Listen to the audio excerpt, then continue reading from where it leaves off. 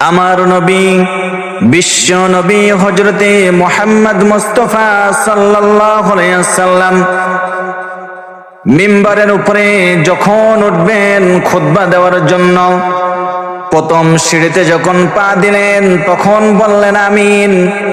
দ্বিতীয় সিঁড়িতে যখন পা দেবেন তখন বললেন আমিন।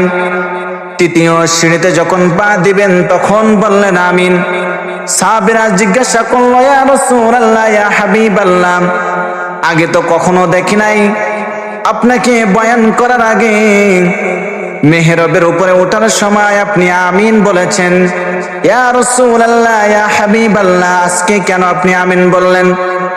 রাসূল আকরাম সাল্লাল্লাহু আলাইহি ওয়াসাল্লাম বললেন, ও আমার সাহাবীরা, এই মুহূর্তে জিবরাইল আমিন আমার কাছে এসেছিল।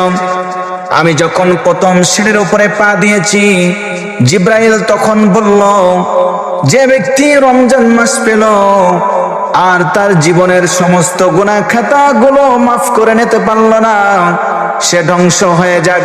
আমি সাথে সাথে বললাম আমিন।